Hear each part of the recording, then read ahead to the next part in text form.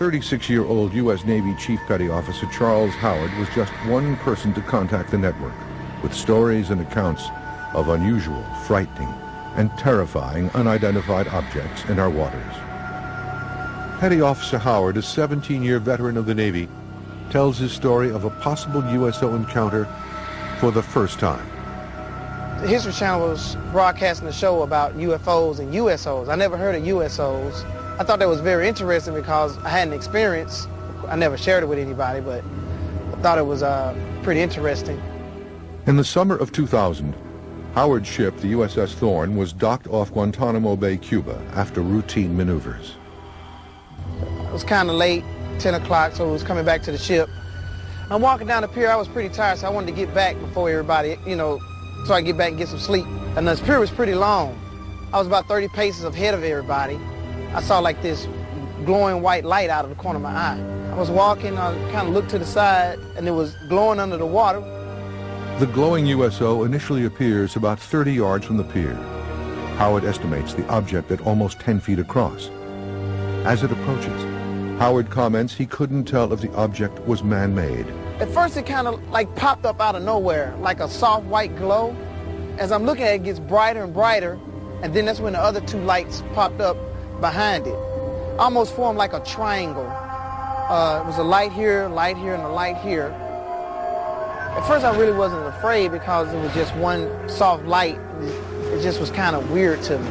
But then when the other two lights popped up behind it and they started moving, that's when I got kind of afraid. I was like, hey guys, come look at this, look at this. The other seamen respond to Howard's calls, but arrive too late. The USO has disappeared under the water. He has never seen anything like it before or since, and hopes to never see another. I've been out to sea for almost 17 years now. I've never seen anything like this. It was weird. Similar sightings continue to surface from the areas adjacent to Santa Catalina Channel off the coast of Los Angeles. Tomorrow, off a dive ship, we're going to go out with divers to find trace evidence of that 1992 USO sighting right here in Santa Monica Bay.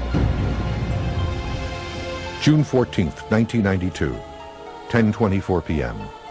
Multiple witnesses reported seeing over 200 bright, disc-shaped objects silently exiting the water and hovering for a moment before bursting into space. Reports of this incident were phoned into local police departments as far away as Malibu. Officer, Sheriff Station. Did anyone report anything strange tonight? Can you be a little more specific? Strange, lights. Lights? Yes. What exactly happened to you? I'm ashamed to tell you because I think you're going to think I'm crazy. We saw what we thought was a bright light up in the sky. Okay. We could hear it wasn't a helicopter. I'm telling you, I have never been more frightened in my life. On March 9th, 2006, Patrick Uskert, Kevin Brune, and Julius Willis invited the History Channel along on a research expedition to seek evidence of USOs in the Santa Catalina Channel. Where, coincidentally, at 9:37 p.m. the night before, witnesses reported seeing several disc-shaped silver USOs diving into and out of the channel. Uskert, Brune, and Willis were joined on this 11-hour quest by UFO researcher and veteran sailor Captain William Burns, and by Preston Dennett, who first reported on this large-scale 1992 USO event in these waters off of Los Angeles in our previous broadcast. So we're all set today, right? You got the Geiger counter? I got all the scientific equipment. You have ready all to the go. vials and everything we need? Yep, You got the collection. tanks? I got the tanks, You got I the got the underwater camera. camera? Yeah, Infrared? housing, infrared we have. Yeah. We're all set. Great. Okay, let's go. Their plan is to dive in two areas of the channel. Divers Uskert and Brune will collect samples, and Brune, a PhD and research scientist, will conduct preliminary testing on the ship and further testing later in his lab. Our mission was to go down, collect samples, and basically look for any evidence of underwater UFOs. In this largely unexplored area, Called the Redondo Trench, detection of USOs has been hampered by its incredible depth, in some places reaching almost 1 mile. Sonar on most ships is incapable of tracking anything this deep. Good morning, folks. Welcome aboard the Pacific Star. I guess we're going to go out to the trench this morning.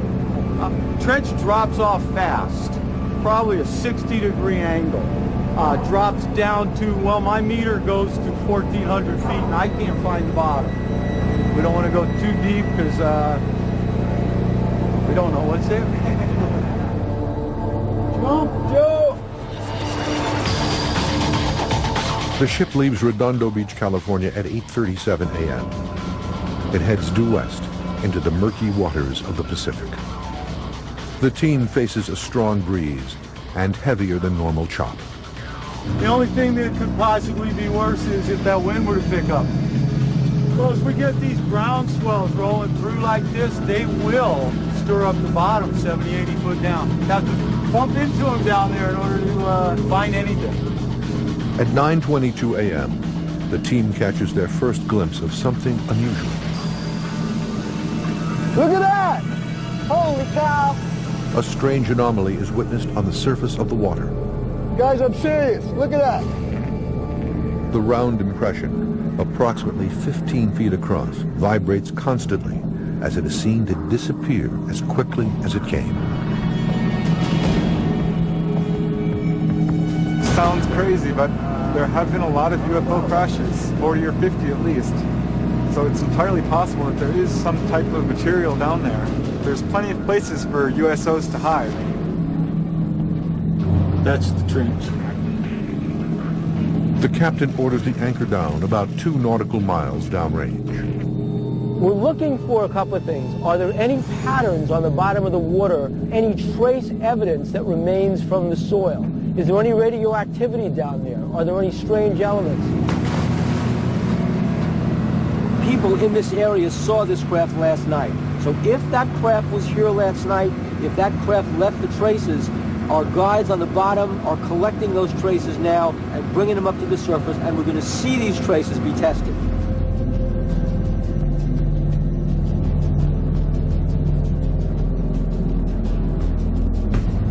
What was the visibility like down there? Very low, like 5 to 10 feet. Yeah, 5 to 10 feet. Too rough to see anything. Couldn't see much when we were down. Hopefully Pat's getting some footage, maybe some samples. While Uskett reported that he sensed something peculiar in the water, the conditions prevented him from seeing it. He did, however, collect samples for testing. Couldn't see a thing, just my flashlight beam going into blackness. If there is someone who wanted a place to hide, that'd be a pretty nice place to hide. Nice and dark, nice and deep. I didn't feel like I belonged there. I didn't feel like I was supposed to be there. Due to poor visibility at this location, the team moves 4 miles downrange, even further into the channel. We're going to head out to another spot where, again, if you were trying to camouflage yourself, you're probably sitting right here in the best place to be camouflaged. With underwater visibility of less than 15 feet at the first location, the divers prep a more sensitive camera to record evidence in this deeper area. Here's your camera. I already got it in the housing. Okay. I'll set it up so it's especially sensitive to low light. If there's anything down there, you're going to see it.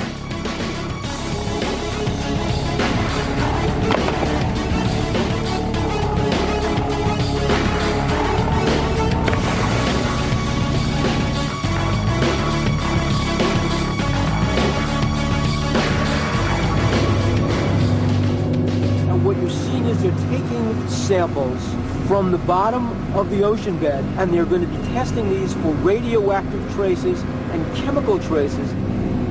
USOs leave traces. Maybe they're magnetic, maybe they're highly electrical charged. They're looking to test for electrical charges, for magnetism, and for radioactivity. The clearer conditions at this location help the divers collect samples. And this time, they find something unusual. I'm pretty satisfied with what we collected. We're check it with the Geiger counter, see if they're reading hot. Great. So just open the lid on these. Negative, this one. Whoa, you got a lot of small sample here. Wow. All right, we got something. We got something. Due to the elevated Geiger counter reading, the team decides further testing is needed. All right, the rest we can do back at the lab. Awesome. So it's really no mystery why a USO would choose this particular area to hide in. They just can't be seen. We can't really know what the results will be until we analyze everything and put it all together. But it's all part of the process. What we try to do is test our hypotheses by setting up very controlled experiments, trying to eliminate variables. And out here, it's very difficult to eliminate all these variables that we deal with. So we're kind of on the level of just observing. And if anything comes up strange or worthy of continuing investigation, then we'll certainly be back out here, I think. Kevin will probably agree with me here, right? There's a good probability that they're down there. If you're going to find anything, you got to look. Further testing on the USO sample proved inconclusive. However, due to the initial positive result on sample number 2, a more comprehensive USO dive is planned for the fall of 2006. We got to go back.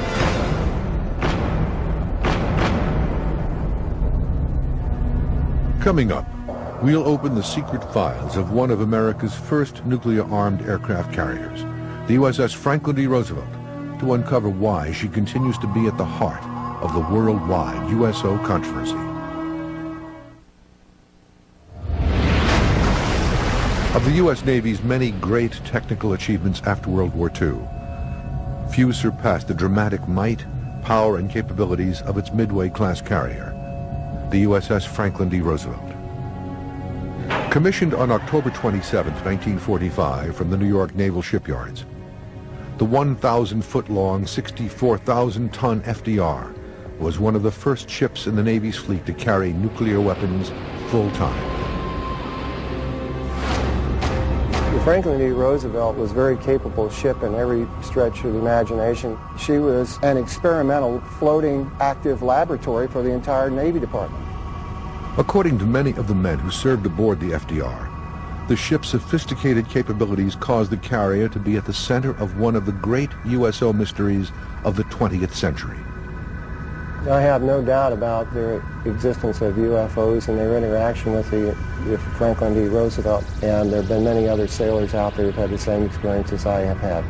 There's probably a good connection with the USS FDR and the nuclear weapons and the UFO sightings. It was a magnet for UFOs. Chet Grudzinski served aboard the FDR from July 1958 until December 1960 as a fireman and metalworks engineer. He says his harrowing close-range encounter with a large USO-like object in September 1958 off Guantanamo Bay, Cuba, has distressed him ever since. He tells his story on camera for the first time. We're down below decks this evening between 8 and 9 o'clock. It was dark outside. A bunch of men come running up the ladder from the engine. My buddy then said, "Hey, Red, why don't you go up there and see what's going on?" So I followed those men all the way up the ladder, up to the hangar deck, all the way up to the flight deck. Grudzinski witnessed a cigar-shaped UFO traveling at an incredible speed toward the FDR. He also comments that the object made no sound and maneuvered unlike any man-made aircraft. We had no air operations going on. The flight deck was quiet up there. And this thing just came right at us, and I could see what the light was when it came at our ship. It was a row of windows with figures inside, and they got close enough I could feel the heat on my face and those figures looking at us through those windows. And the impression I got that those figures were looking at us were not human beings. And then this thing turned like a bright red-orange color, and I could see the shape of it. It was a cigar shape when it turned colors, and then it just took right off like that. Grudzinski further reports that this bright USO-like craft rose from the water and remained relatively silent over this 45-second event before flying away. Approximately 25 of his shipmates reportedly witnessed this event as well.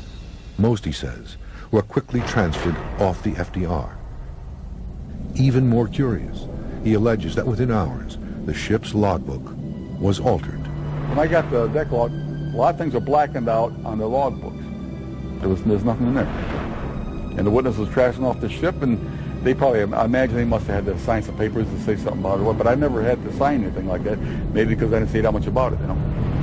After almost 50 years, his search for answers about what really happened that night continues. I'm still trying to find these men on the flight deck. I didn't have to sign the papers. I wasn't transferred off the ship. I got a lot of whys. What happened? Why? That's what it is. That's why I've been spending all these years of research on it.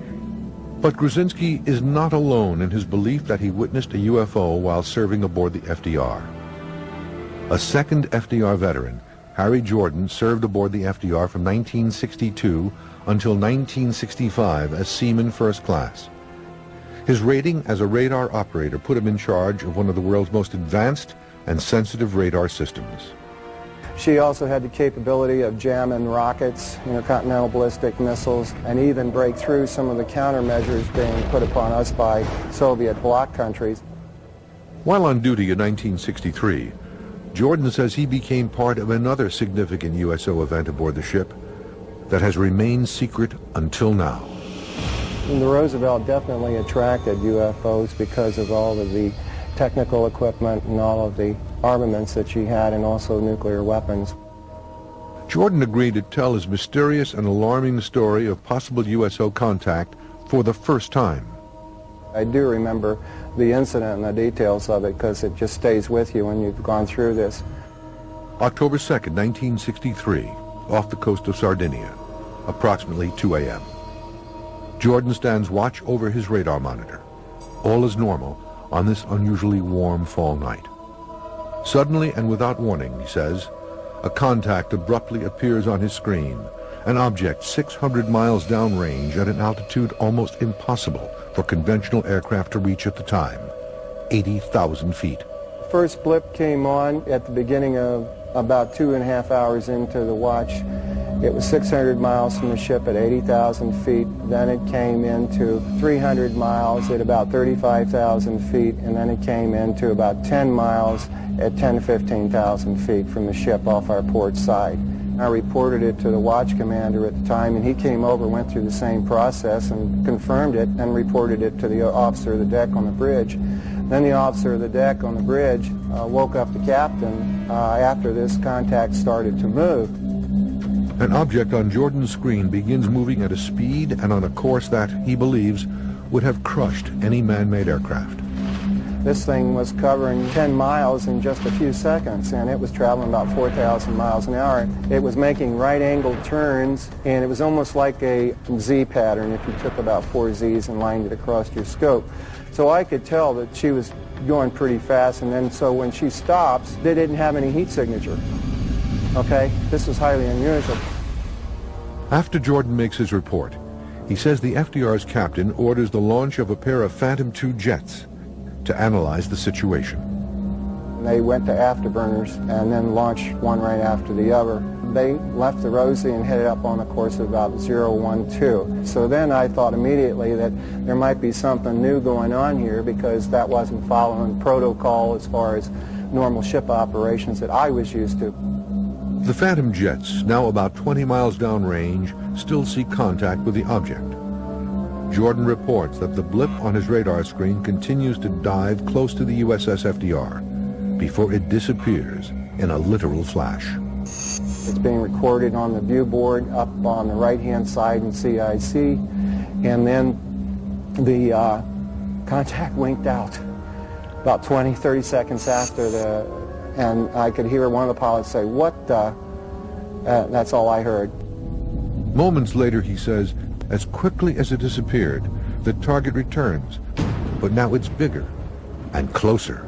The Phantom II's landed, and then it winked back on again off the port side of the ship, and someone yelled out in CIC, "What the hell is that?" And I bet you had 15 people out there with binoculars looking. 2:32 a.m. In full view of the FDR's crew, the USO reportedly hovers for a moment, several hundred feet from the ship, before disappearing. I saw the Z pattern, and it stopped. It winked out, and then it was gone. I know what the fingerprints are of the electronics on Soviet aircraft, Korean aircraft, Chinese, MiGs, you name it. If it had been a meteor, it would have burned up in the atmosphere, and I have seen meteors streak across the scope, but it only happens in about 2 or 3 seconds. I mean, it's gone. 2:36 a.m. Jordan records the event in his logbook as a UFO incident. Seconds later, he says his commanding officer bursts in. Jordan, what did you put in your log? And I had UFO in there, and I had the contact number at the time. I held it up in front of the commander, and he says, you can take that out. My commander acknowledged to me in not so many terms that, yeah, Jordan, that's what it was, but no, Jordan, nobody else is to know. Period. I had too much respect for him and the Navy to say anything about it for over 20 years. This was an historical moment for the United States Navy, and it was left out of the logs. As astonishing as these mysterious first-hand encounters aboard the FDR might be, they are far from the only ones. During her unusually brief 32-year commission, the FDR will host at least a half-dozen similar events. The FDR seemed to have been attractive to USOs. She certainly saw a lot of them. Coming up, the 1952 NATO mission Operation Mainbrace is rocked by continuous UFO and USO reports. The lead ship, the USS FDR. Wallace Litwin took photos of the flying disc going over the USS FDR in Operation Mainbrace. I've interviewed 3 people separately who have been on the FDR where large UFOs have been seen over the ship, observing it, making its presence known, and at times interfering with what appears to be some of the electronics on the ship. The Franklin Delano Roosevelt was the first aircraft carrier to carry nuclear weapons, and UFOs seem to be drawn to anything that's nuclear related. The first instance of this occurring was in the North Sea off England on NATO operations. September 1952. NATO initiates Operation Mainbrace, the first cooperative multilateral maneuvers since the war.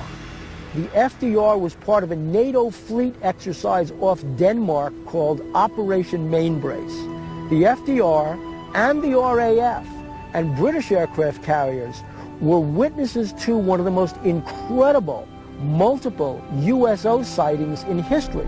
The Ministry of Defense in the UK actually wrote it up as a USO sighting.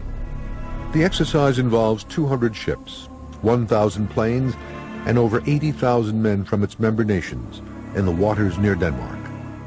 As one of the largest and most advanced ships of the time, the USS FDR leads the way. She was part of a task force that was sealing off the Russian submarine access through the North Sea into the Atlantic. Extremely important because what if there had been a USO base underneath the North Sea in that area north of Europe? We were surveilling them, they were surveilling us. September 13th, 1952. The Danish destroyer Willemoes is in the Baltic Sea north of Bornholm Island. Lieutenant Commander Schmidt-Jensen and several crew members reportedly see a luminous triangular-shaped object moving at high speeds above the water, in close proximity to the main fleet. The bluish object travels westward, then suddenly turns southeast, directly toward the FDR. Over the next week, there are several more sightings, stretching from Denmark back to the Air Operations Command bases in Scotland. September 20th, 1952, 7:30 p.m. 3 Danish officers reportedly observe a shiny disc-shaped object rise from the water and pass over them, again headed toward the NATO fleet and the FDR. The fast-moving metallic UFO heads east and disappears into the cloud layer. September 21st, 1952, less than 24 hours later, 6 British pilots above the North Sea spot a shiny spherical object rising from the water and stealthily approach the fleet's location. They reportedly give chase, but the swift-moving object evades their pursuit. FDR veteran Jordan says that he spoke to a witness over 40 years ago. They had a sonar contact from 3 or 4 destroyers, and they couldn't figure out what the hell it was because it was moving with them, and the damn thing was like a quarter mile wide, and it came up out of the water, and when it did, it dinged one of the ships, and that was later reported as a collision between 2 destroyers. And he says that's not what happened, because he went up and he said this damn thing came up out of the water and flew up. According to reports, all of these sightings share a similar eerie trait. The witnesses uniformly feel that these USO objects, whatever they might be, are actually observing the naval exercises at close range. After Operation Mainbrace, there were so many sailors who saw the objects and airmen from the RAF that saw the objects. This wasn't just 1 or 2 people. These were crew members on the USS FDR. So this is one of those very famous multiple sightings where everybody saw these objects. One journalist aboard the USS FDR during the operations had perhaps the very best view of this reported swarm of USO activity through his camera lens. September 20th, 1952, 11 a.m. Several crewmen witnessed yet another fast maneuvering spherical USO rise from the water to the sky just behind the fleet. Journalist Wallace Litwin, on board the FDR documenting the operation, points his 35mm Canon camera at the horizon and quickly snaps 2 images of a fast-moving disk that seemingly defies all laws of gravity. The images were believed to have been studied by the Navy, but no official report was ever filed. Wallace Litwin took photos of the flying disc going over the USS FDR in Operation Mainbrace. I got copies of his photographs there. It shows the object going over the ship, and you see the ship's superstructure and part of a wing of an airplane. Just like a bright light going over a ship with the photos show, but they said it was like a disc light to some of the witnesses. USO sightings aboard the USS FDR during Operation Mainbrace were not exclusive to enlisted men and non-coms. Some believe that General Dwight Eisenhower may have even witnessed similar objects as a guest aboard the FDR. I have heard reports that Eisenhower was on the FDR when one of these sightings occurred. The people who are the serious witnesses to operations and events have been afraid to come forward, both because they've been threatened, they're also afraid of being ridiculed. According to experts, many documents involving Mainbrace remain classified. However, others have been released. Is there a motive for officials to keep 50-year-old events secret? The military, in fact, the militaries of all first world nations treat these things as threats. They say the fact that they can penetrate airspace, they can go into highly secure areas, they can outfly our fastest jets. Does that mean they're hostile? Although many FDR veterans and researchers suspect that the ship's advanced capabilities may have made her a target for otherworldly attention, some wonder, could all of this reported activity actually serve as proof? I have spoken with people over the years, since my Roosevelt experience and that one, and have seen the evidence firsthand.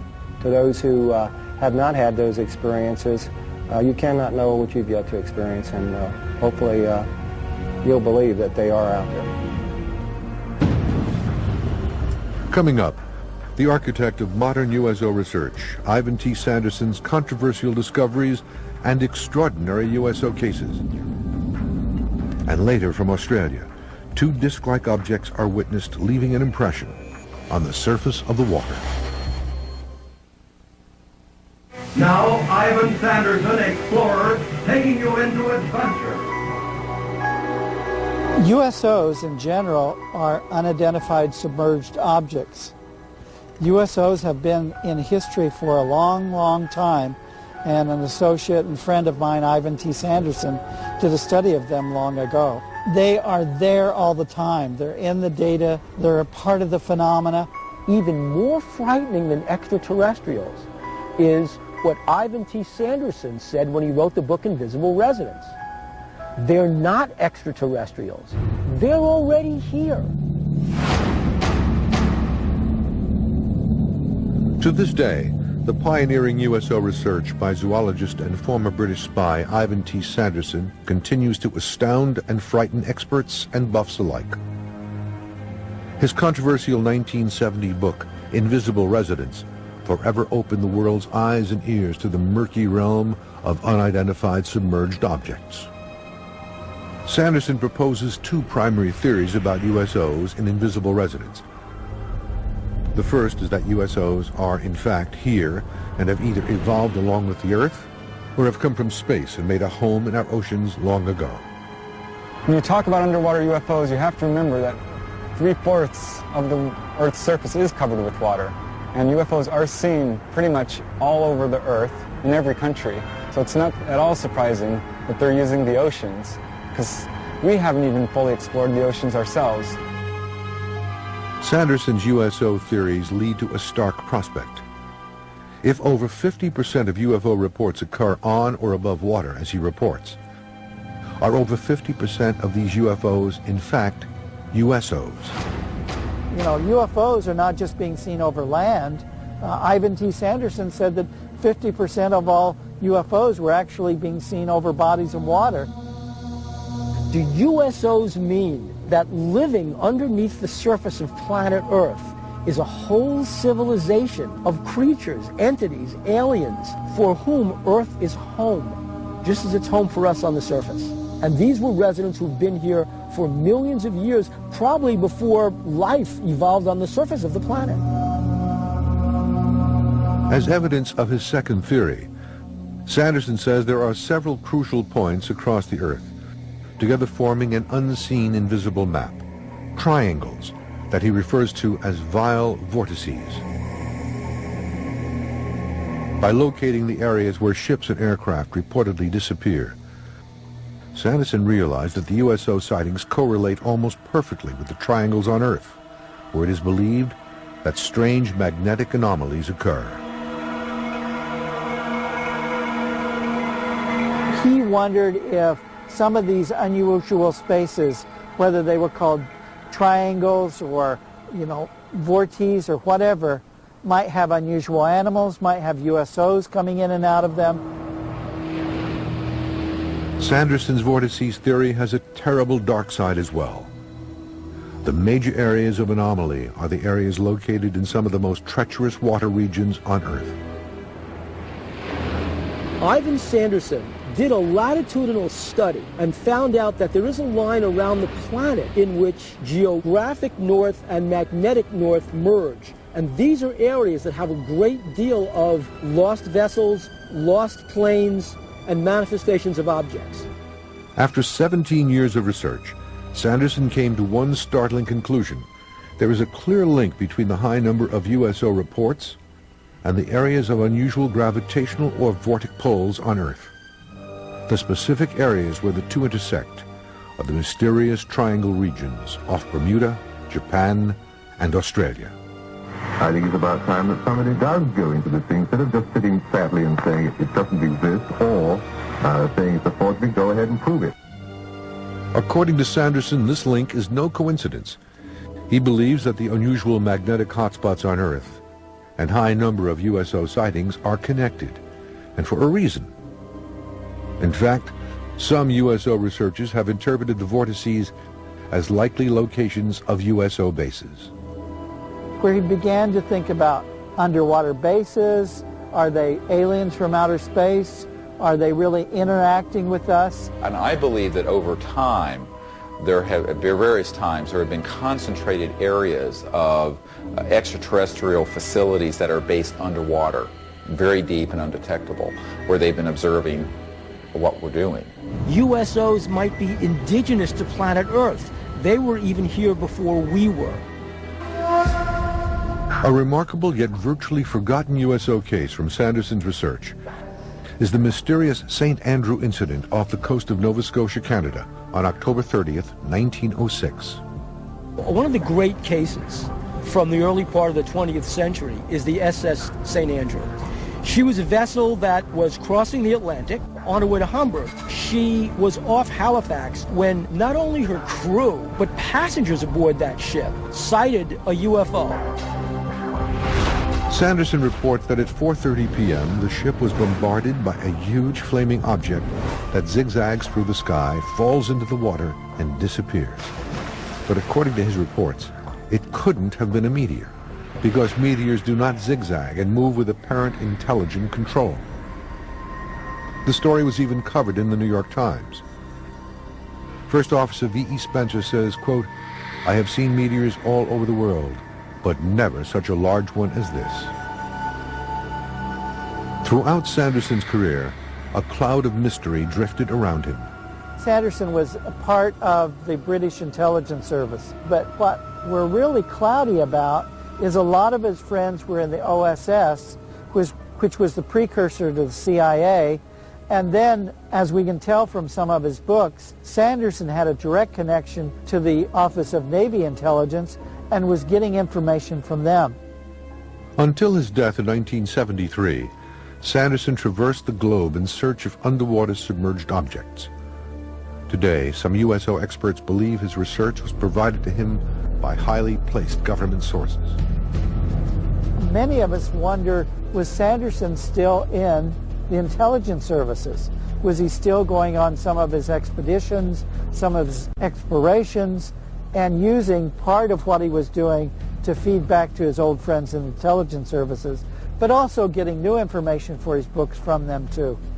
At the end of his life, weakened by cancer, Sanderson fell victim to friends and enemies alike who coveted his research.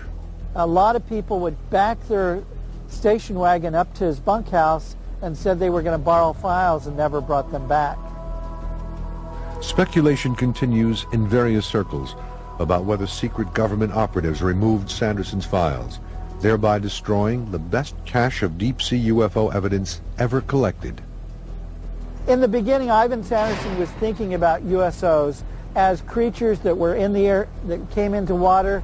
Towards the end of his career, he also had to engage in thinking about them as possibly intelligent craft from outer space. Coming up, an eyewitness report of two massive disc-like objects emerging from an Australian lagoon and leaving evidence in its wake.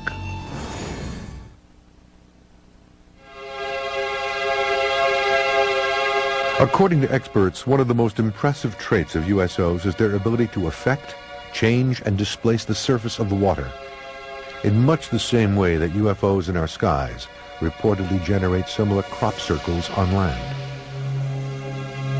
An interesting aspect of USOs is the fact that they leave a physical presence on the water. USOs create the same kind of effect over water, over ice, so there's a real similarity between the physical trace evidence of a USO landing and a UFO landing on planet Earth. It's like if you took a glass and you stuck it in water, right? Well, now you have a hole on the water. To USO researchers, the most impressive and well-publicized water crop circle case is the Tully water nest case, which occurred in northern Australia in January 1966. This Tully's Nest story was one of the most publicized USO/UFO events in Australia. In fact, it had much the same kind of publicity that Roswell had here in the United States because everybody was involved, the military, the newspapers. It became a tourist attraction. People made pilgrimages to Tully's Nest to see where the USO came out of the water. Over the past decade, Australian researcher Bill Chalker has conducted the most intensive study of the Tully case. At 9 a.m. on January the 19th, 1966, young farmer George Pedley was driving a tractor through a neighbouring farmer's property, a place called Horseshoe Lagoon near Tully in far north Queensland. And he first started to experience some problems with his tractor. It seemed to be sort of missing and as if it was about to stop on him, and then he heard this high-pitched hissing noise, and he looked in the direction of where this noise was coming from, and at about 20 to 30 feet away, rising from the lagoon, was a sort of a dish-shaped metallic-looking object that rose up to an altitude of about 30 to 40 feet and then appeared to go into a shallow dive and then take off at high speed. George Pedley described the object as appearing like two massive dinner plates stacked atop one another, about 30 feet in width and 12 feet in height. It was a media sensation for quite a number of weeks, with sort of correspondents appearing, giving kind of on-the-spot reports, and there was even international coverage of it, and it was described in the press as a flying saucer nest. This nest contained evidence of a reported USO touchdown, a distinctive imprint left behind on the surface of the lagoon.